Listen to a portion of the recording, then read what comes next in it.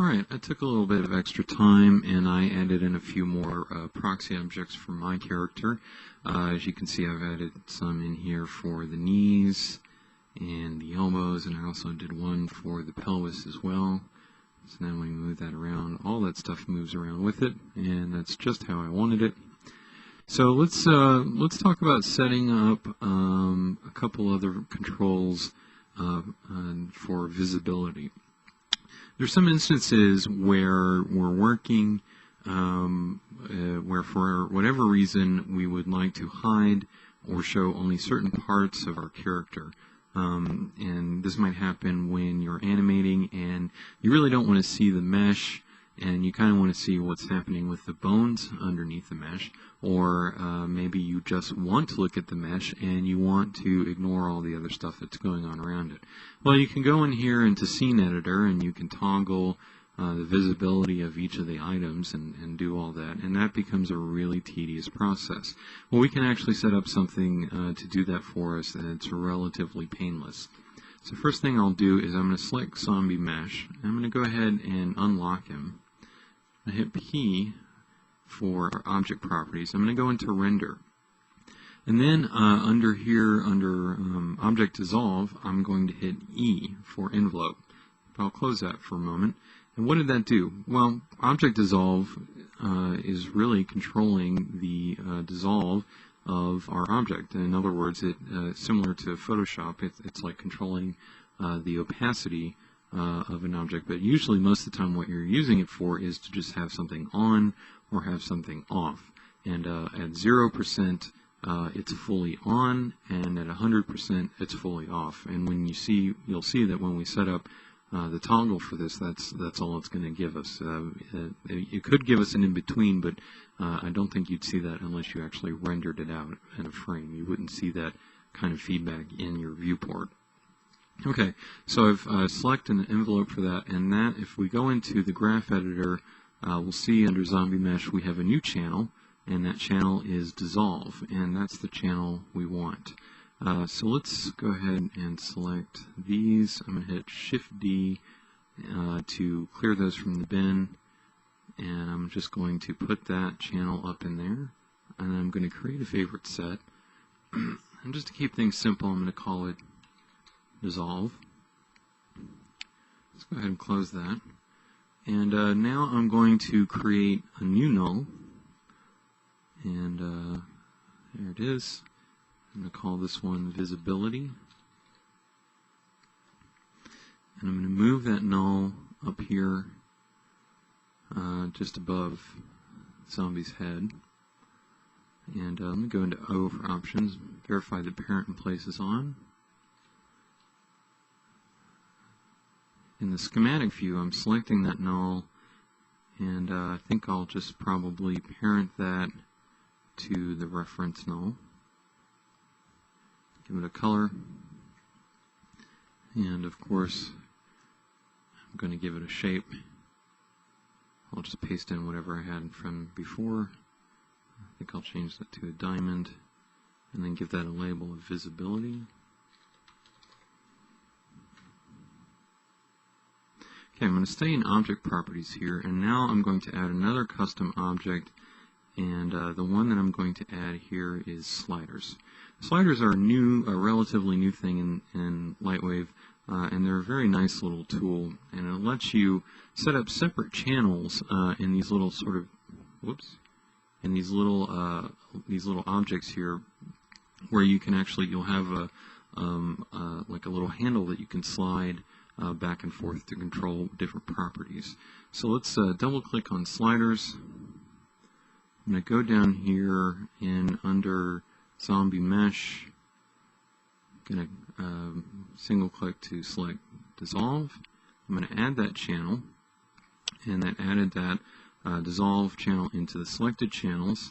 Down here under Label, I'm just going to call it Zombie.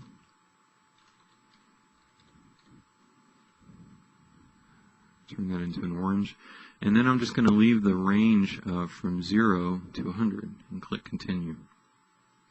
Let's move that out of the way. Now if I can grab this little, hold on a second.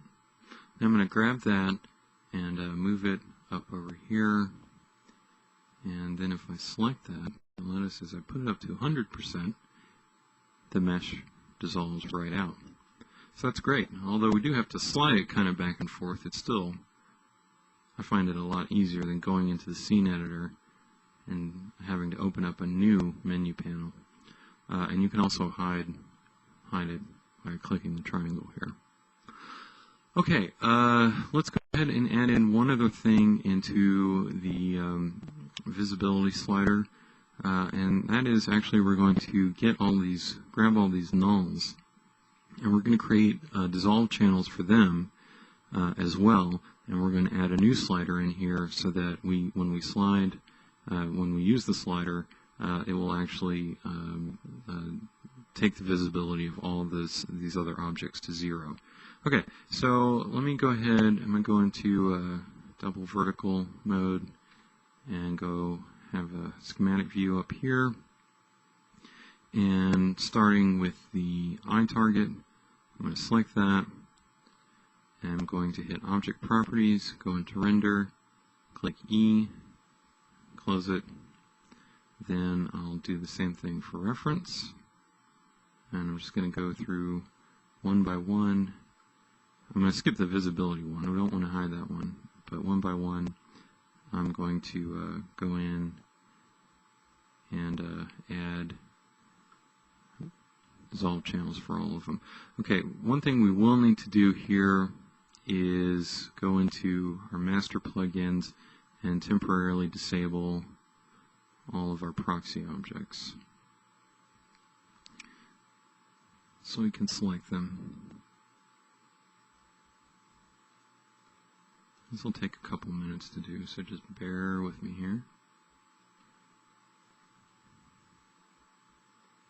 I've got a couple, actually I can just go ahead and maximize my schematic view. We've got that one. We already grabbed that one. Let's do that one. And that one.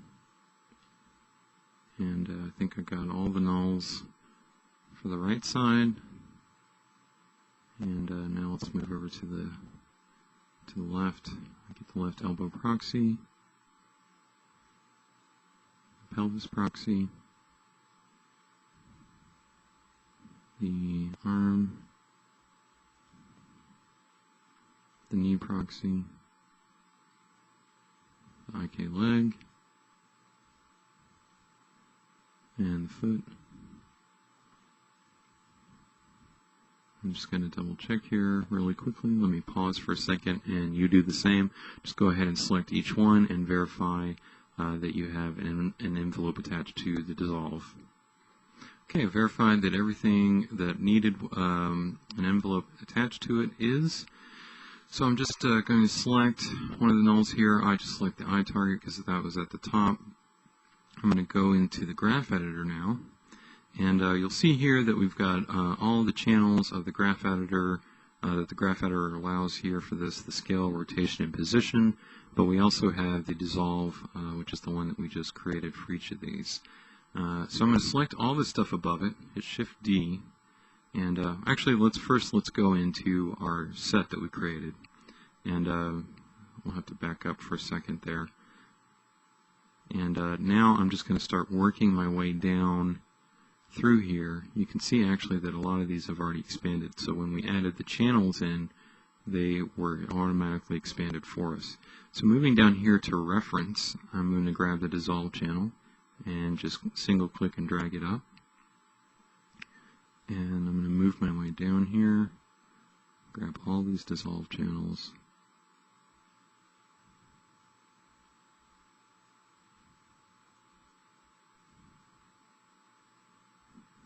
Eye target.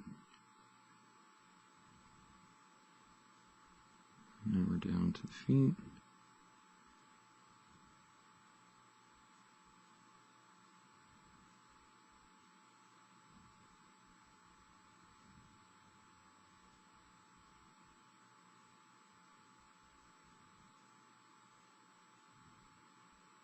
And here's the pelvis, and that should be all of them right there. Just to be on the safe side, I'm going to create another favorite set of all of these, just to be sure that they get saved. And actually, I probably should have done this a little bit differently so we didn't have to create two, but I'll just call this dissolve all. Okay, so what's going to happen here? Well, what we're going to do is we're going to set up a slider to control the dissolve of the eye target. But we're going to set up an expression in the graph editor such that the dissolve channels of all these other objects follow or take on the same value as the dissolve in the eye target. So that once we set the dissolve to the eye target to 100%, all of these other ones, excluding, not the zombie mesh dissolve, because we've already set that one up, but all these other ones will follow it and also have their dissolve set to 100%. So how do we do that? Well, pretty easy stuff. First we go down into our expressions tab. We're going to create a new expression. We'll call this one rig dissolve. I'm going to select to highlight value down here, and then I'm going to find the eye target dissolve over here in the channels, select that, and right click and click select append to expression. And actually that deselected my highlight, so I shouldn't have done that. I'll select that again and delete it. So now what that has done is it has added in the value using the syntax that Lightwave recognizes for the dissolve of the eye target. Okay, so that's actually all the work we needed to do there, except now that we've created this expression, we need to apply this expression to the other items in the scene. So going up here, I'm going to start with a reference dissolve, and I'm going to actually not right click. There we go, I had to select off of it and then select again. Starting at the reference dissolve, I'm just going to start clicking apply all the way down here, but I'm going to skip the eye target, obviously.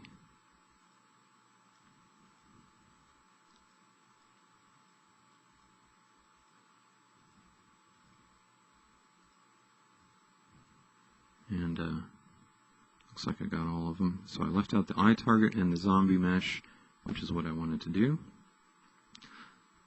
Now I'm going to go back into perspective view. Then I'll select the visibility null again and hit P for object properties. Go here to sliders under the geometry tab.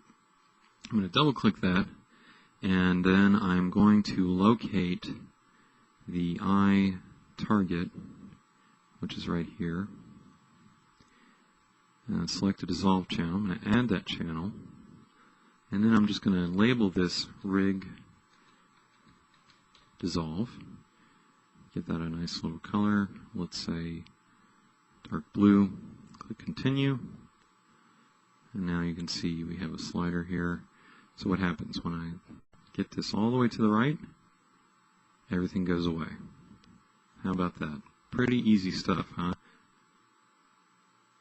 So this will come in great. This will come in really handy for you when you're doing some previews and you just want to look at your character to see, look at his motion, and you don't have to look at all this other stuff. If you want to get rid of the eye targets, these little lines, you can do that. I've actually got, I think I have my eyes locked for the moment. Actually, I think that's probably under display options. Under display options, you can deselect show target lines if you like, if you want to leave those off. And really, there isn't too much of a reason to leave them on, although they can be a good cue visually for you. Let's go ahead and save our scene. And with that, I think we'll go ahead and actually wrap up this series of lessons. There are a few other things that we could do, especially like there are other expressions we might apply. Particularly, we could use expressions to control the hip placement with our feet. There's some, we could use follower again and apply those to the fingers, so that we could actually have a slider up here that would control the opening and the closing of the hand. But I think for the most part, I've given you enough material here and shown you enough examples so that if you wanted to do something like that, you can actually go in and figure it out for yourself. And that's a pretty good exercise to do.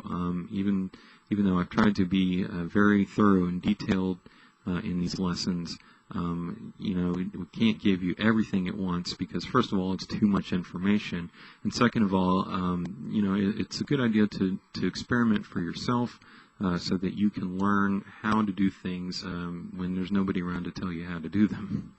So with that, I hope that you have enjoyed this series. I have certainly enjoyed it myself. Do keep an eye out at digiwonk.com for any kind of future lessons that we might post. I'm going to be looking at maybe doing some ones on lighting or some maybe just some really fun kind of things that you might want to try out. Certainly, if you have any questions about any of the material that's presented in here, shoot me an email, and the email address is info@digiwonk.com.